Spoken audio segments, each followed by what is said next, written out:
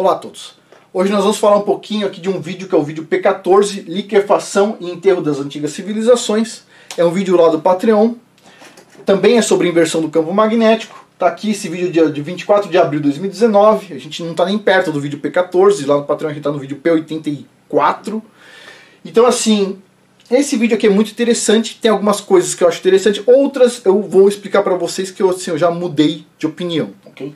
O que eu mudei de opinião aqui?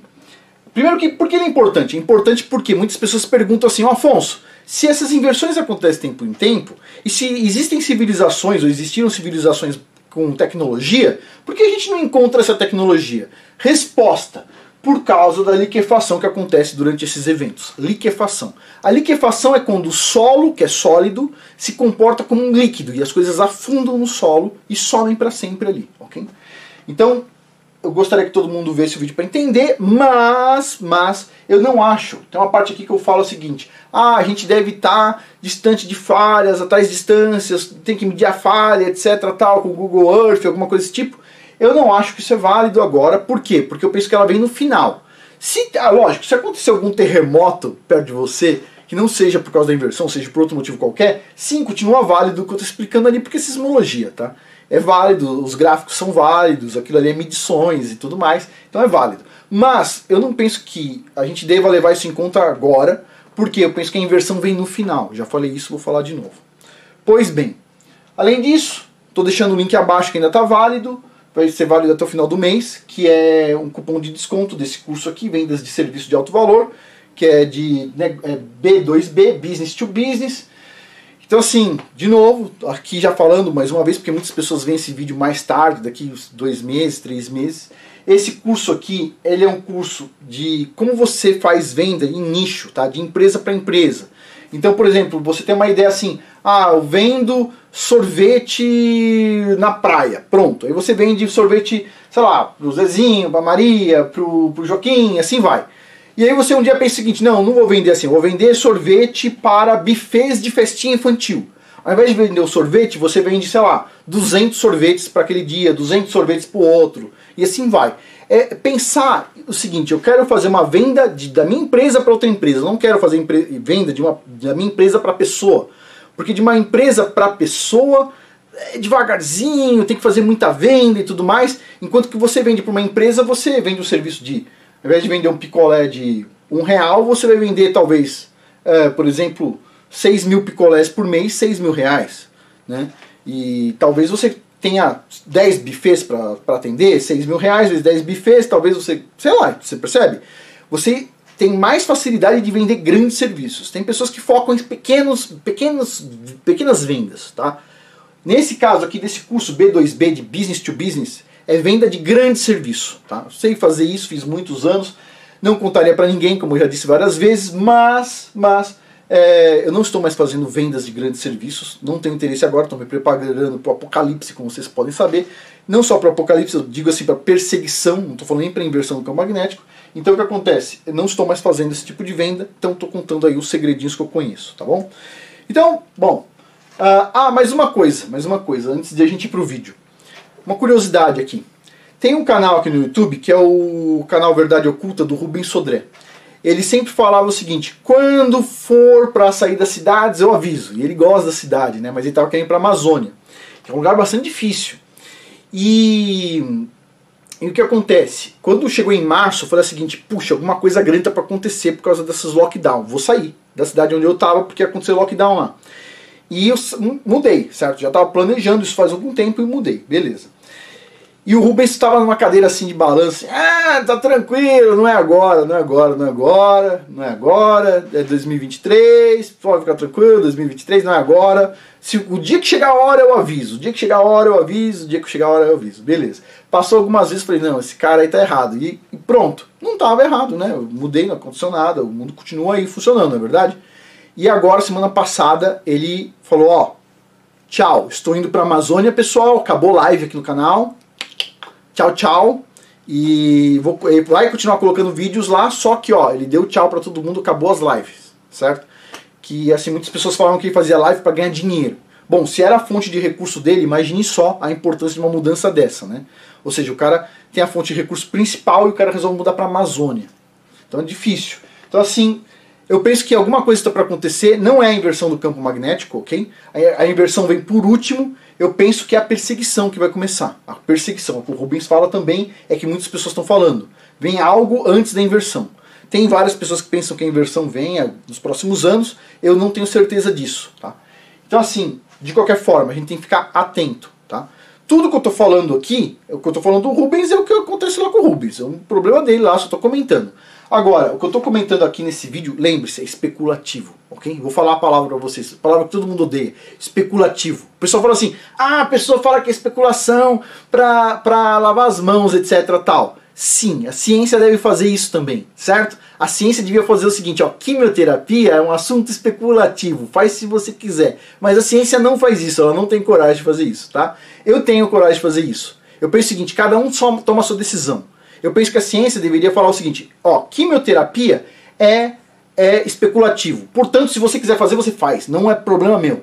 Porque, porque os caras que fazem quimioterapia nos outros, eles lavam a mão, né? A quimioterapia é tranquilo, pá, morreu. Ah, acontece, foi o câncer, né?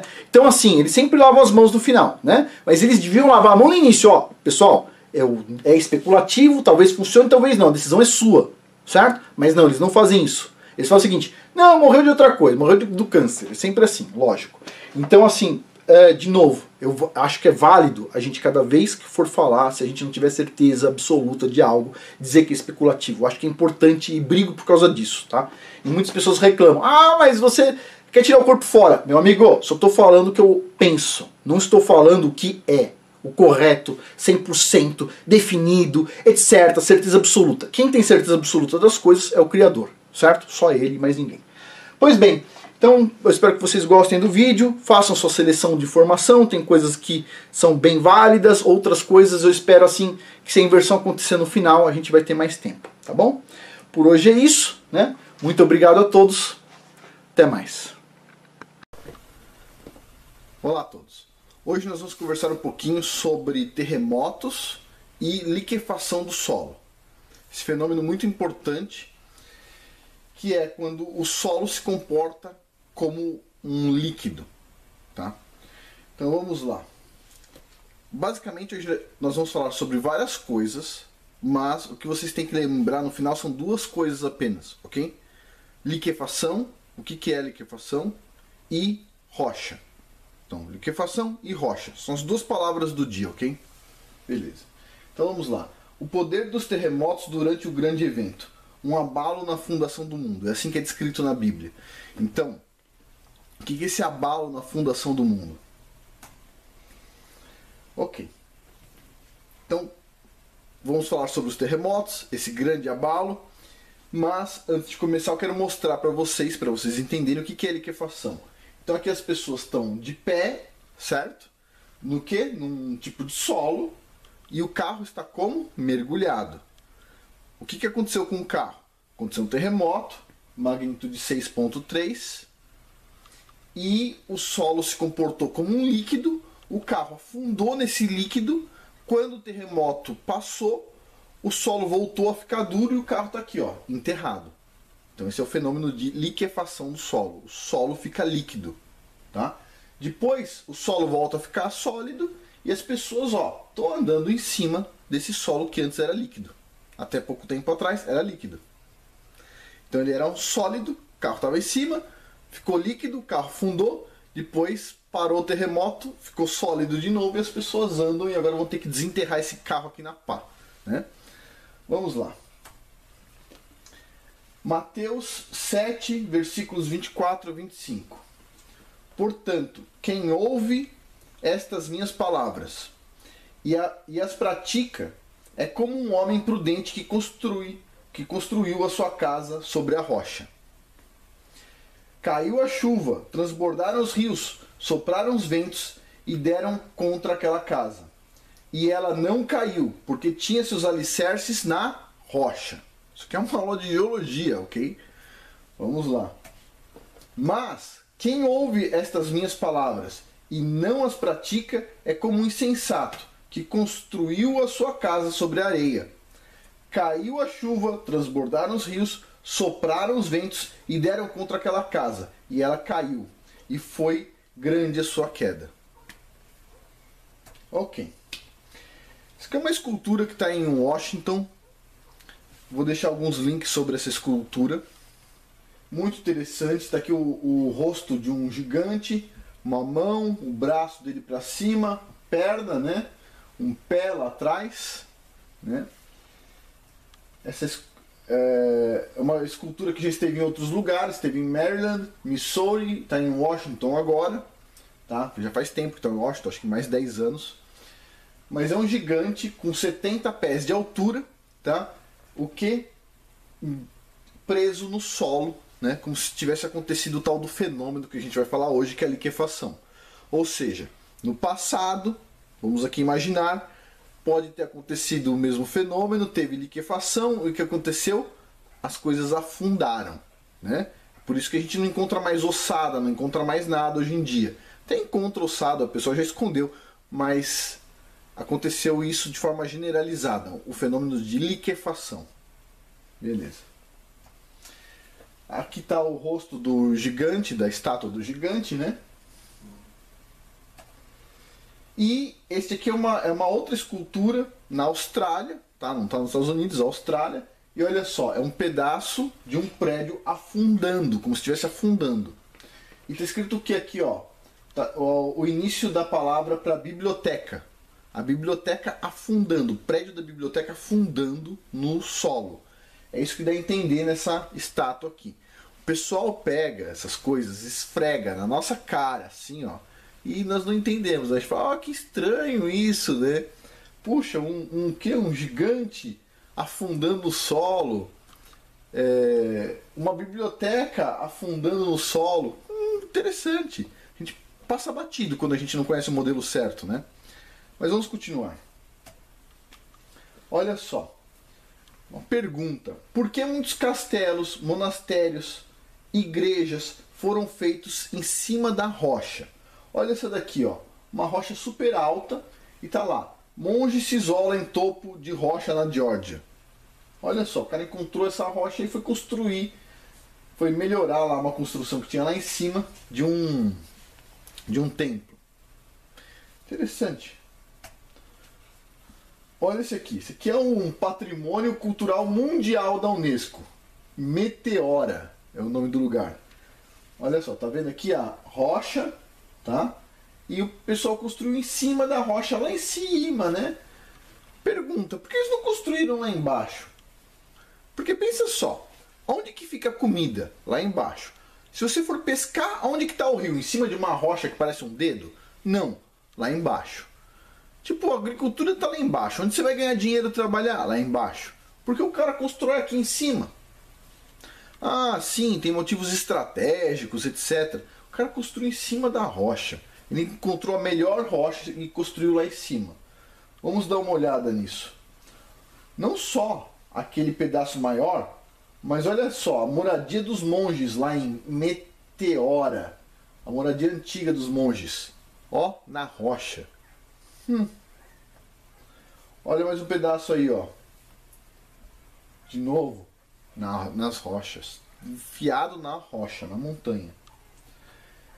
De novo aí, ó. Em cima, o monastério em cima da rocha, incrustado na rocha. Que interessante, não? E não era um lugar feio, hein?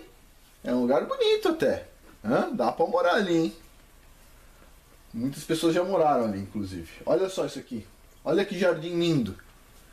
O pessoal se dá o trabalho de montar algo em cima de uma rocha super alta. Ainda tem jardim, tem tudo. Poxa, que bacana. Olha só que lindo. Em cima da rocha. Vocês vão pensar o seguinte, mas deve ser fácil chegar lá. Não é tão difícil. Aqui eu tirei a moça que está na foto, tá? Fiz aqui uma rasura, né? Mas isso aqui, ó, é a escadaria que foi feita dentro da rocha para você chegar lá em cima, para você não cair, etc, tal, né? Olha só o tipo de trabalho, o quanto o pessoal gastou de energia. E aí vem a pergunta, se o pessoal gastou tanta energia, eles são bobos ou tem algum motivo? Olha esse aqui, Castelo de Edimburgo, na Escócia. Que lindo, em cima da rocha. Ó, Mosteiro Montserrat na Espanha. Ó que lindo, que enorme a estrutura na rocha. Mosteiro Popa não sei o que, Mianmar, na rocha. Mosteiro não sei o que na China, na rocha. Machu Picchu, claro, não podemos esquecer de Machu Picchu, em cima da rocha, né? Todas as religiões sabem a mesma coisa, só que simplesmente elas não estão contando pra gente a parte mais importante. Embora esteja lá na Bíblia, acabei de mostrar logo no início do vídeo, né? Olha só. Petra, na Jordânia, na rocha. Esse templo aqui é um templo bem louco lá em Ellora, na Índia. Olha só, ele foi esculpido na rocha. O pessoal cavou para baixo na rocha e fez esse templo aqui. O pessoal diz que com a tecnologia que nós temos hoje, utilizando a tecnologia mais moderna, demoraria 200 anos para fazer isso aqui, tirar o volume de rocha que o pessoal tirou daí. E adivinha? O pessoal disse que isso aqui foi construído em menos de 20 anos. Então vem uma pergunta. Será que o pessoal antigamente tinha tecnologia ou não? Não tinha tecnologia nenhuma. Eles faziam tudo isso aí no cinzel. Com uma marretinha. O que vocês acham? Tinha tecnologia ou não tinha? Tinha. Onde está a tecnologia que a gente não acha? Ela foi o quê? De alguma forma foi perdida, né? Beleza. Mas olha que coisa linda, as estátuas, etc, tal, que eu não gosto, tal, mas tudo feito em um monolito. Foi tudo isso aqui é uma peça só, ok? Olha só, Templo de Ostrog, Montenegro, na rocha. Enquanto isso, o que nós construímos? Na areia. Olha só, isso aqui é o balneário de Camboriú. Lógico, o pessoal puxa as colunas, o alicerce, para chegar perto da rocha ou na rocha, no lugar mais duro. Mas cá entre nós, isso aqui ó, é areia, né? Olha que prédio alto. O pessoal vai lá, compra um apartamento de 500 mil, 600 mil reais na areia. Interessante, isso aqui não é uma pessoa pobre que compra um negócio desse aqui de luxo. Na areia. Isso aqui ó, prédios tortos de Santos, em São Paulo. Tem prédios tortos com até 1,80 m de desnível entre a base e o topo. Na areia, de frente para o mar, na areia. Onde que tem tsunami? De frente para o mar. Onde o pessoal constrói prédio? De frente para o mar, na areia. O que é isso aqui? As favelas. Aonde? Nos barrancos, cheio de terra. Isso aqui é para ter soterramento mesmo de pessoas. Pergunta, os antigos tentavam construir ao máximo em rocha. A Bíblia diz, sábio é aquele que constrói em rocha. E ninguém pensa em rocha. O pessoal olha assim, nossa, que lugar bonito, etc, tal. Não olha a fundação, onde a fundação foi feita. Interessante, está lá na Bíblia. A gente não estuda a Bíblia, né? A gente perde a oportunidade. O lugar pode ser horrível. Se tiver em cima de rocha, depois você melhora o lugar. Agora, se estiver em cima da areia, não adianta melhorar o lugar e ser lindo, porque o momento vai ter problema. Ok, favelas. Agora, antes da gente falar o que é a liquefação, nós vamos falar um pouquinho sobre terremotos para a gente conversar a mesma língua. Então vamos lá, o que é um terremoto e como é que ele acontece? O terremoto é o seguinte, você tem a geologia e de repente tem uma falha lá dentro da geologia. Dois blocos de rocha estão encostados um no outro e tem uma falha lá. Eles não é contínuo, tem algo separando os dois. E de repente, por causa da pressão, o que vai acontecer? Um plano da rocha vai deslizar sobre o outro. Ó. Vai acontecer isso aqui. Imagina você pegar uma pedrinha, duas pedrinhas e tentar fazer uma faísca assim. Agora, imagina o tamanho da faísca se você pegar duas pedrinhas do tamanho de um continente, fazer isso aqui, ó. Então, assim, é uma super energia. Isso é um terremoto, é uma liberação instantânea de energia elástica. Ah, tem como liberar devagarzinho? Tem. É outra coisa, não é terremoto. Terremoto tem que ser uma liberação imediata, instantânea. Pum! Em fração de segundos acontece um terremoto que libera toda a energia que estava guardada. Essa energia funciona mais ou menos assim, ó.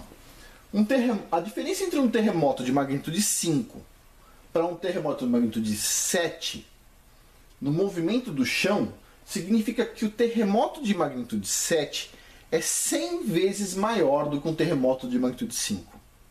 Por quê? Porque cada grau que a gente aumenta aqui, não é bem grau, eu estou usando uma linguagem mais, né, acessível, mas cada grau que aumenta aqui, ó, de 5 para 6, de 6 para 7, de 7 para 8, aumenta em 10 vezes o tamanho dessas bolinhas aqui que representam o movimento do chão. Tá? Agora, e a energia? A energia é diferente. Para cada grau que eu aumento aqui, eu estou aumentando em 33 vezes a energia do terremoto. Ou seja, se eu subir 2 graus, ao invés de aumentar 100 vezes, aumenta 1000 vezes. Tá?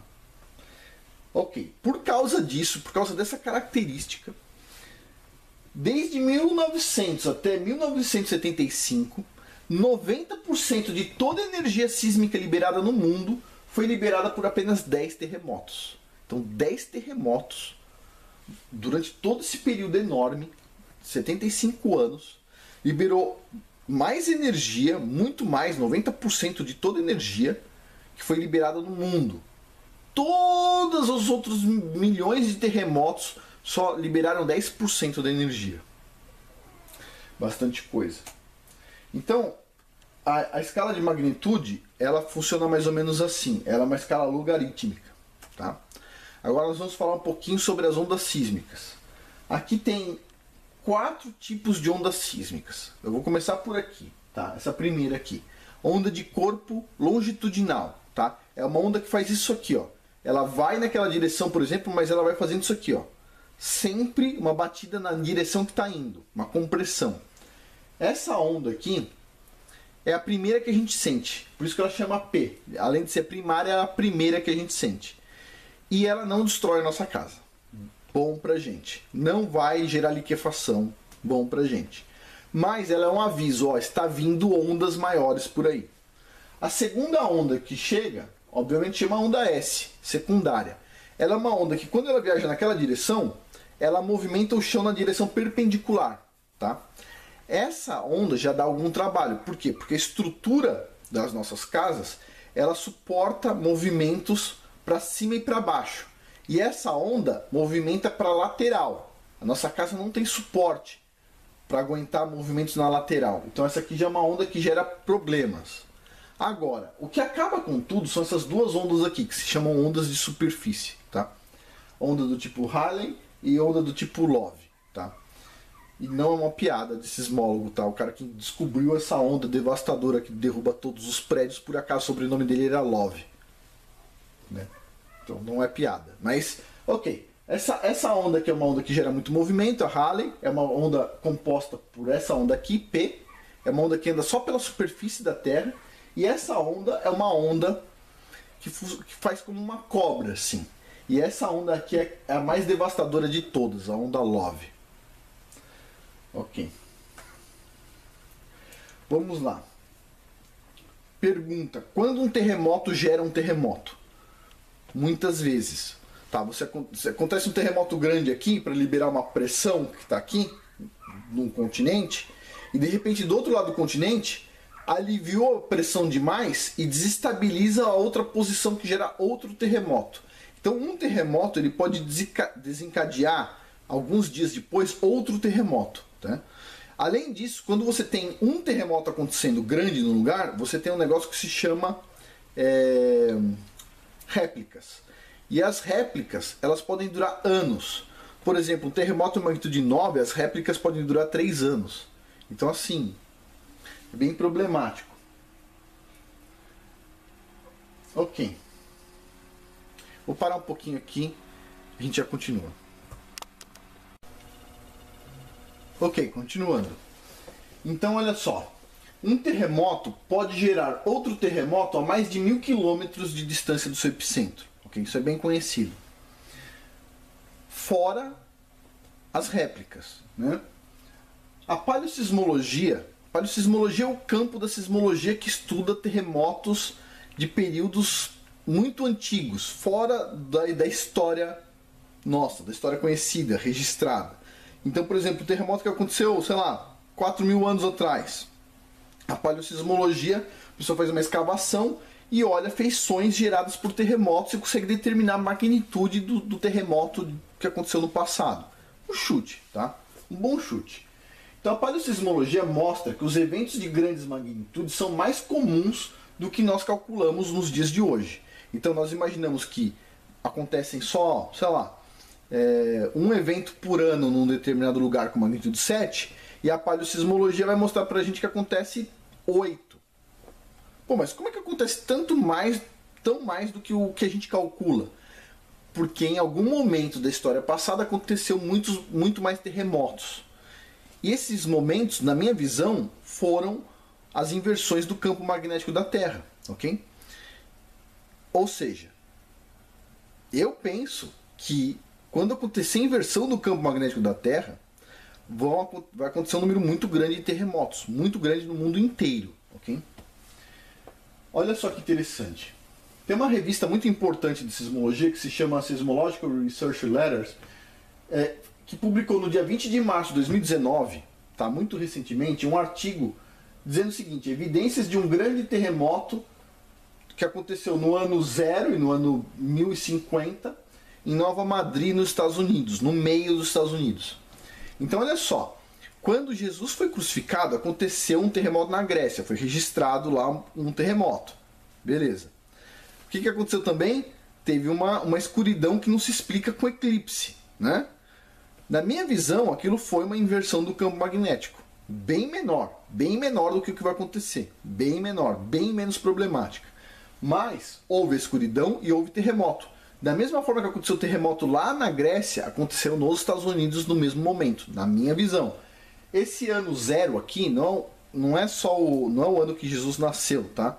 Esse ano 0 tem um erro de 100 anos para mais ou para menos. Eu acredito que aconteceu no ano 33, quando Jesus foi crucificado, tá? Por quê? Porque está dentro da faixa, né? Pensando nesse modelo aqui, pode ser que tenha sido no ano 80 ou do antes, mas está muito perto do ano 33, né? Ok. Olha só, durante a inversão do campo magnético, podemos esperar muitos terremotos e todas as piores consequências de um terremoto, incluindo a liquefação, que nós vamos falar hoje. Que o objetivo do vídeo é liquefação. Se terminar esse vídeo, eu fico feliz se vocês lembrarem duas coisas: liquefação e rocha.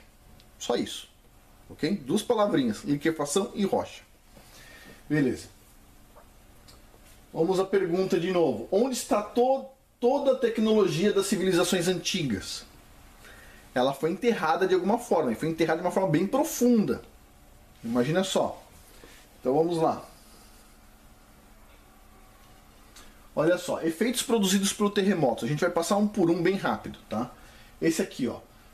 No caso do México, 10 mil mortes em 1985. Todo esse estrago aqui aconteceu por causa das ondas sísmicas, tá? Tem vários tipos de estragos. Esse aqui foi por causa das ondas sísmicas.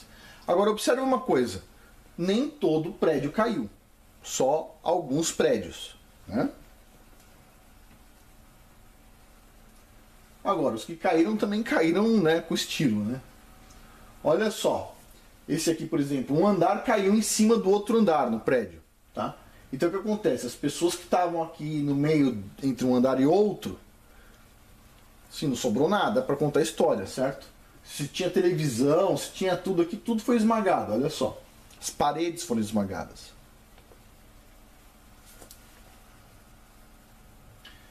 Mas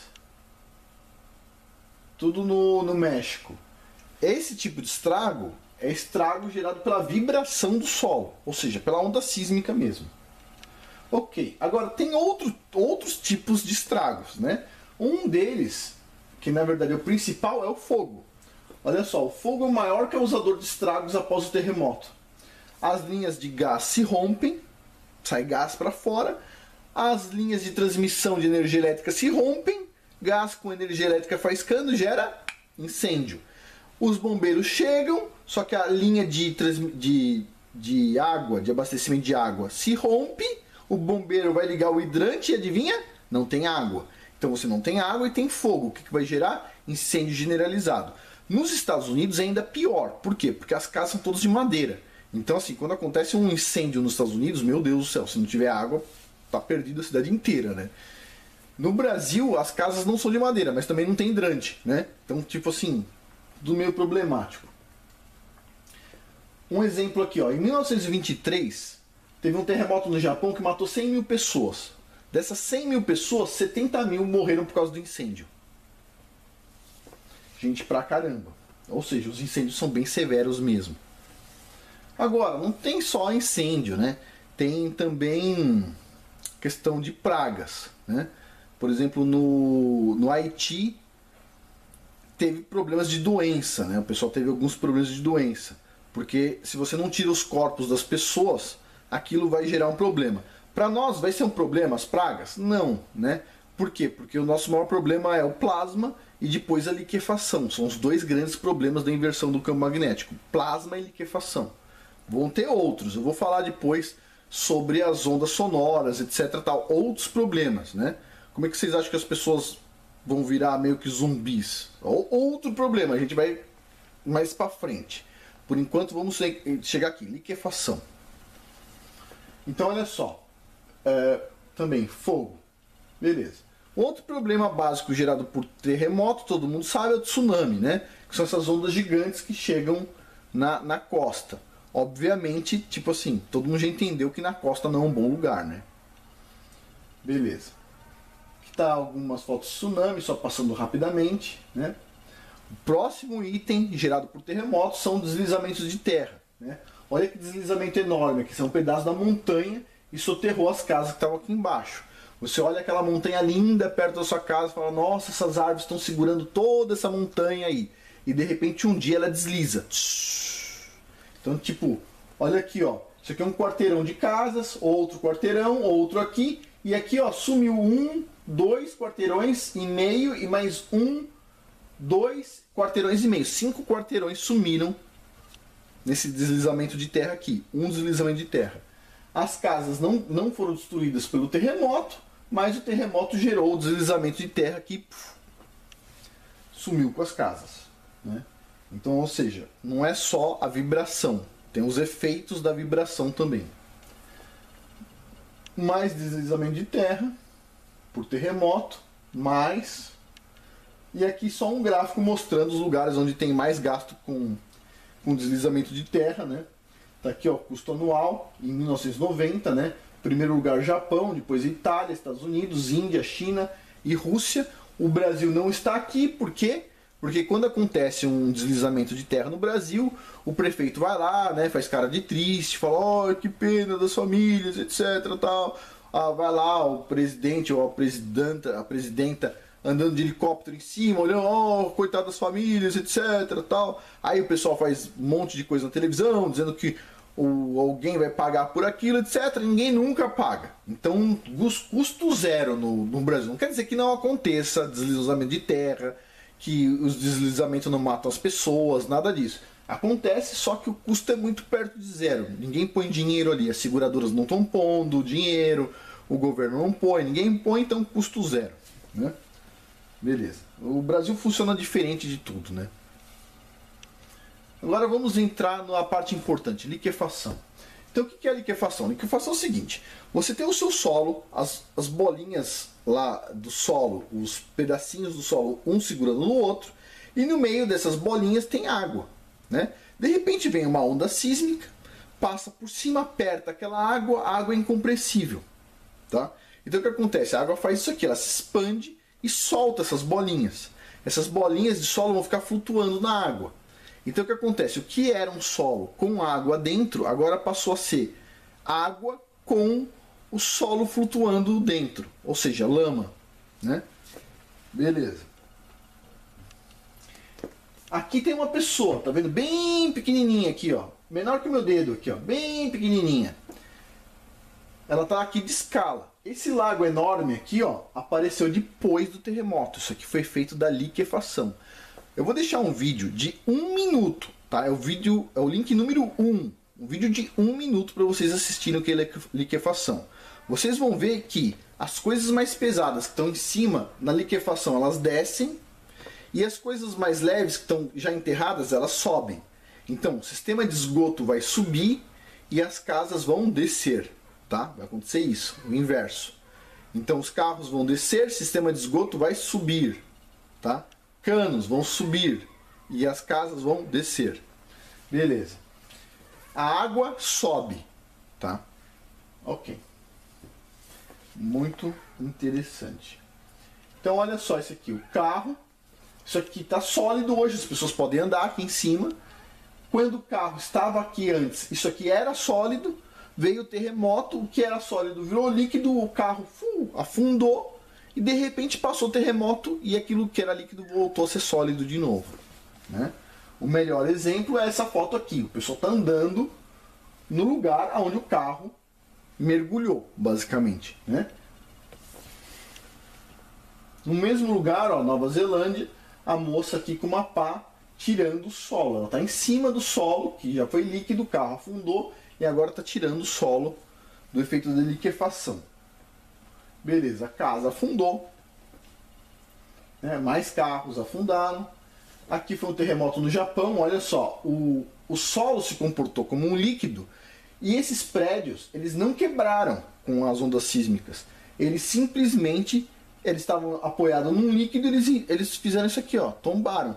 De repente o terremoto acabou, antes do prédio terminar de cair, o terremoto passou e o solo ficou duro de novo. Então o que aconteceu com o terremoto aqui, ó? Não caiu. Se o solo ficasse líquido mais tempo, o terremoto tinha o prédio teria terminado de cair. Mas como o solo ficou duro de novo, o prédio parou na posição lá e ficou desse jeito aí. Vai ter que ser demolido igual, né? Ou foi demolido, que já faz tempo que aconteceu. Olha só, isso aqui na Indonésia. O tsunami não destruiu essas 1.747 casas. Foi o próprio solo que se tornou fluido. Olha só, um monte de casa bonita lá na Indonésia, o pessoal turista comprou, né, investiu dinheiro no lugar onde tinha areia, solo, né, as casas não tinham fundação em rocha, né, péssimo investimento. Isso aqui é um lugar, essa aqui é uma coisa interessante, é um mapa onde está mostrando liquefação, tá? Então olha só, tinha todas essas casinhas aqui, tá? E de repente aconteceu liquefação aqui. Beleza. Olha só, aqui não aconteceu liquefação, o teto da casa está aqui ainda. E aqui, ó, a casa sumiu. Então a liquefação é um fenômeno local. Essa discussão que nós vamos ter aqui.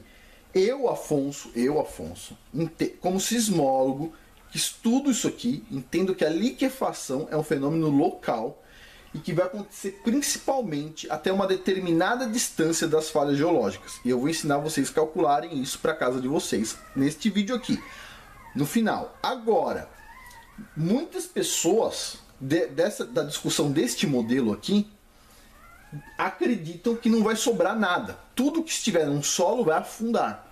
Só o que estiver em cima de rocha não vai afundar. Ou a rocha está a 2 metros de profundidade, tudo vai descer até bater na rocha. A rocha está a 500 metros, vai descer tudo. A visão desse pessoal, não é a mesma visão minha. Alguém vai perguntar, que pessoal é esse? Uma hora eu vou fazer um vídeo só falando quais são os fóruns de discussão desse modelo aqui, tá? Quanto que eu pago para cada um dos fóruns de discussão, são diferentes, tá? E a maioria deles são pagos, mas deixa mais para frente. Por enquanto, assim, a informação que tem aqui já é... Na verdade não vai ter muita informação mais também, porque eu tô mastigando tudo e entregando aqui, tá? Mas mais pra frente a gente discute esse tema. Mas o que tem de discussão tem pessoas que acreditam, a maioria, que na liquefação tudo vai embora. Por quê? O que o pessoal usa como base cadê os vestígios das civilizações antigas? Tudo que a gente encontra está em cima de rocha. Então, portanto, só vai sobrar também o que estiver em cima de rocha. Faz sentido. Do meu ponto de vista de sismólogo, eu não consigo ver uma liquefação tão severa acontecendo no mundo. Não consigo ver. Mas, para mim, faz sentido também. Então, estou aqui mostrando as duas visões, tá? Tem gente que acredita que não adianta você calcular nada. Tipo, vai para um lugar onde tem uma caverna rochosa. Eu não tô afim de fazer isso, porque eu não vou levar todos os meus filhos para uma caverna rochosa e tipo ir preparar todo mundo. Eu prefiro tentar arriscar em casa, né? Minha casa tem em cima de rocha? Não. Então assim, tô fazendo as minhas contas, né? E as minhas contas não são favoráveis, tá? Para mim. Mas eu vou pensar se quando eu ver que vai acontecer a inversão do campo magnético, se eu vou para outro lugar. Vou procurar, vou ver se tem algum lugar interessante. Eu estou procurando, estou pensando. Não é fácil para ninguém, ok? Mas vamos continuar aqui. Então o que acontece? Nas bordas das placas tectônicas, todas essas bordas aqui já era, ok?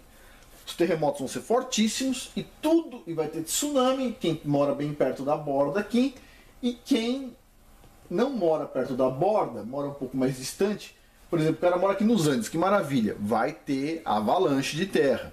Então assim, você precisa de uma série de situações bem difíceis para não ter problema algum, ok? Então, na minha visão, a gente tem que contar com o Criador, tá?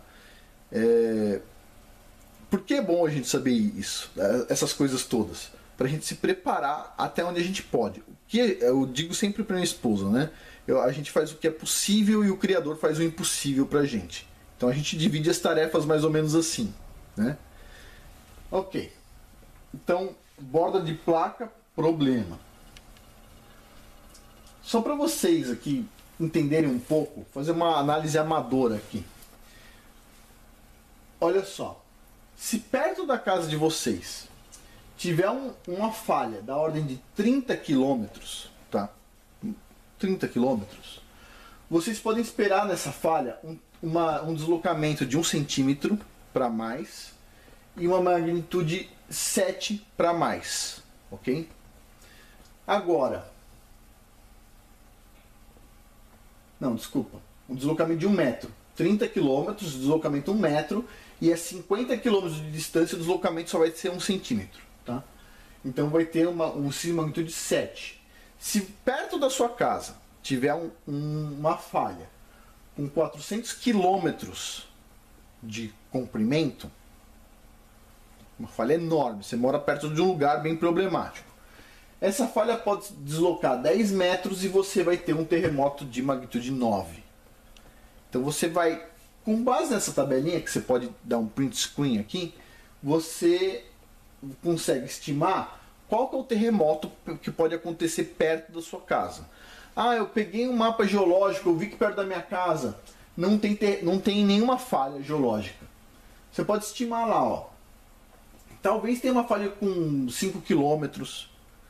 Perto da minha casa, alguns quilômetros de distância, tem uma falha com mais ou menos 30 quilômetros. Então eu posso esperar um terremoto de magnitude 7 para mais, tá? 7, 7,5, né? É difícil não ter um lugar que não tenha falha, ok? Por exemplo, Pernambuco. Pernambuco é cruzado, cruza Pernambuco o quê? O lineamento Pernambuco. O lineamento Pernambuco é uma falha que está se ativando já faz tempo, né? Eu estudei ela inclusive no meu doutorado. Belo Jardim, São Caetano, Caruaru. Então, tipo assim, é uma falha enorme. Então ela tem o potencial de uma magnitude grande, tá? Olha só, esse gráfico aqui também é importante. Então aqui tem o comprimento de ruptura na superfície contra a magnitude. Então se você está imaginando que você pode ter perto da sua casa uma falha que pode se romper, por exemplo, com 30 km, você vem aqui, ó, 10, 20, 30. É um gráfico logarítmico. 30, tá aqui, ó, magnitude perto de 7, tá? Tem uns pontinhos para cima aqui, um pouco para baixo, então 7, 7,5. Ah, eu estou num lugar que tem uma falha com comprimento de 100 km. Vou vir aqui, ó, 7,5, tá? Beleza. Por que você tem que saber a magnitude do sismo que pode acontecer perto da sua casa? Essa é a próxima pergunta. Vou parar um pouquinho aqui e a gente já continua. Continuando. Então, este gráfico aqui ele é importante por quê? Porque se você tiver condição de determinar se tem uma falha ou não perto da sua casa, nas proximidades, 30 km, 50 km, não importa, como é que você vai calcular a magnitude que aquela falha pode liberar? O terremoto que pode acontecer. Ah, Afonso, mas como é que eu vou saber se tem uma falha perto da minha casa? Bom, se você estiver numa região que você consegue olhar lá no Google Earth, que tem umas estruturas retas, lineares, aquilo aí é uma potencial falha. Pode ser uma dobra, mas é uma potencial falha. Se você vê, por exemplo, um lugar perto da sua casa, onde o rio está andando em linha reta, e de repente ele vira assim 90 graus e depois continua, aquilo ali provavelmente foi uma falha também, né? O rio era reto e de repente quebrou e continuou. Tem várias formas de você estimar o tamanho de uma falha. A gente pode até falar sobre isso mais para frente. Mas, se você tiver, por exemplo, um texto de geologia da sua região, um mapa geológico, e lá tiver uma falha, diz ali, falha fulana de tal, tem nomes as falhas, né? Você vai lá e mede, ó, tem 14 quilômetros, tem 50 quilômetros de falha. Você consegue então estimar qual que é a magnitude do terremoto. Ó, 14 quilômetros, tá onde? Tá por aqui, ó. Magnitude 6.3, alguma coisa do tipo. Ah, perto da minha casa tem uma falha com tamanho de 3 quilômetros. Vou vir aqui, ó. 1, 2, 3 quilômetros. Magnitude 5,5. Entendeu? Então isso ajuda nós entendermos, nós estimarmos qual que é a magnitude que pode acontecer. Ah, eu moro nos Andes. Aí você vai vir aqui, ó. 1000 quilômetros de falha, ó. Ah, magnitude 9. Tá? Antes é fácil, né?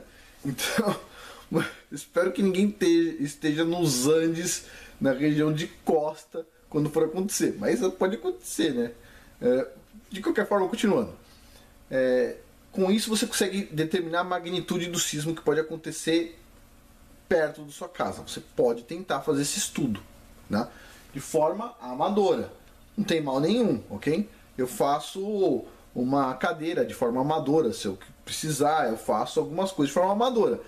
Se você quiser fazer uma pequena avaliação da sua própria residência, né? Uma análise sísmica de forma amadora, esse aqui é um bom caminho. Beleza. Continuando aqui. Com base na magnitude, aí sim vocês podem tirar um print screen desse gráfico aqui, ó. Vou tirar a mão de cima, né? Mas vocês podem tirar uma cópia dessa imagem e olhar aqui o seguinte, ó. A falha geológica que está perto da minha casa está a 50 km de distância. Eu vou vir aqui, ó, 50 km. 10, 20, 30, 40, 50 km. Esse gráfico aqui é logaritmo. Então tá aqui, ó, 10, 20, 30, 40, 50 km. Aí eu vou vir aqui, ó, vou subir até aqui, ó, 6.1. Se o sismo for maior do que 6.1, que está na linha vermelha, vai ter liquefação. Tudo aqui para cima aconteceu liquefação. Se estiver abaixo da linha vermelha, não vai ter liquefação. Então assim, no caso, você chegou à conclusão que no seu lugar vai dar magnitude 7, está a, vamos supor, 30 km, está aqui, ó. 7 está acima da linha vermelha, está aqui. Então vai ter liquefação. Esse aqui é o gráfico de distância por magnitude para ver se vai ter liquefação ou não. Tá? Isso que é? Pensar localmente. A maioria das pessoas que estão estudando esse modelo aqui, elas acreditam que não adianta pensar localmente. Tá? Elas acreditam que se você não estiver em cima da rocha, você dançou. Tá? Eu, por enquanto, prefiro acreditar que a gente pode pensar localmente, mas é difícil, tá? Então assim, a gente tem que ficar esperto. Se aparecer oportunidade, se você sabendo a informação, se aparecer oportunidade de você estar num hotel dentro de uma rocha, ótimo para você, né? Não estou falando em bunker, tá? Os bunkers, eles vão simplesmente afundar. Vão afundar tudo. O pessoal vai ficar trancado lá dentro dos bunkers com a liquefação. Todo aquele pessoal malandro, etc, tá, que vai ter uns bunkers bacana, os bunkers vão descer, vão virar sarcófago, tá? Eles não vão sair dali de dentro. Fim pro pessoal. Agora, precisa de rocha. Então o segredo é rocha. Beleza. Essas palavras aqui, então, elas ganham uma conotação diferente, vocês percebem? Portanto, quem ouve estas minhas palavras e as pratica é como um homem prudente que construiu sua casa sobre a rocha. Né? Mas quem ouve estas palavras e não as pratica é como um insensato que construiu a casa sobre a areia, né? Está na Bíblia. Agora, isso aqui ganha uma imagem diferente quando você sabe o que vai acontecer. E o que aconteceu ganha uma imagem diferente. A liquefação ganha uma imagem diferente, né? Olha só. O pessoal realmente esfrega na nossa cara, a biblioteca afundando. Cadê todo o conhecimento do passado? Né? E de repente você olha para essas estruturas que eu já mostrei no início e você começa a ver que elas têm algum sentido real, não só estratégico, mas elas têm um sentido de estar em cima da rocha para esse período dramático, tá? Impressionante. E as estruturas muito antigas que nem essa aqui, ó, você vê que ela tá lá ainda, né? Então, ou seja, passou por esse período horroroso. Por fim, a palavra do dia é rocha, ok? Também tem a palavra liquefação, você tem que lembrar do problema e da solução, né? E é isso. Semana que vem nós vamos começar a falar sobre a Lua, ok? Então eu vou ver se coloco algumas coisas, alguns vídeos no YouTube, inclusive essa semana, sobre introduzindo essa questão da Lua. A Lua é um tema dos mais difíceis para esse modelo, é um dos temas assim mais difícil de engolir, mas conforme você vai vendo as evidências, você vai vendo que faz sentido. Eu tenho todo o modelo da Lua pronto, o pessoal tá bem claro para todo mundo. Para a maioria das pessoas, o pessoal diz que está claro. Para mim não está claro. Então assim, parte do que eu entendi até agora, que para mim faz sentido, eu vou disponibilizar para vocês na próxima semana, próximo domingo. No YouTube eu vou tentar disponibilizar alguma coisa também, mais simples, mas na próxima semana a gente começa nesse assunto, tá todo mundo me cobrando sobre a Lua. E é assim, vai ser uma introdução, e isso aí já vai dar muito trabalho. Depois a gente vai pegar e vai esticando os temas conforme inclusive eu for ganhando conhecimento, tá? Como eu digo, muitas coisas que eu estou mostrando aqui, eu também estou aprendendo quase junto com vocês, né? Então é bem especulativo, eu posso mudar alguma coisa, mas a parte que eu vou mostrar da Lua é muito interessante, tá? É o tema, como eu disse, meio difícil de engolir, mas quando você vê, você começa a ver as evidências, você começa a ficar meio assim, tá, isso faz sentido, isso faz sentido, isso faz sentido, né? E assim, muita coisa faz sentido, vocês vão gostar, é bastante interessante, tá? Então semana que vem a gente começa nesse tema, Lua. Bom, por hoje é isso, muito obrigado aí pela paciência e boa sorte aí para todos nós, né? Porque vamos esperar que nós tenhamos mais tempo. De vez em quando, só uma observação, de vez em quando, eu mesmo penso assim, eu queria que acontecesse logo isso, sabe? Porque às vezes tem tanto mal no mundo, a gente vê cada coisa, né? Talvez fosse bom, mas na Bíblia diz assim, ó, que é errado, que nós não devemos querer desejar o dia da ira, porque vai ser ruim para todo mundo, vai ser péssimo para a gente. Não, vai ser ruim para o mal? Vai ser ruim para o mal, mas para a gente também não vai ser fácil, tá? Na Bíblia diz que os eleitos vão ser refinados como prata no fogo. Então, tipo assim, por mais que sim, vai ser uma coisa que vai resolver muitos problemas, vai dar um reset na humanidade, a questão é, não vai ser fácil para ninguém. Vai ser ruim para o mal e vai ser ruim para o bom. Então o que a gente tem que desejar é mais tempo para a gente se preparar, ter mais conhecimento, se possível mudar de lugar, até eu mesmo, por exemplo, preciso pensar. Então quanto mais tempo a gente tiver, mais forte a gente está para passar esse período. Então não é uma coisa que a gente deve desejar, é uma coisa que a gente deve temer, porque vem do Criador e a gente só deve temer ao Criador, né? Vem dele, então a gente tem que temer, tá bom? Bom, basicamente por hoje é isso. Muito obrigado, até mais.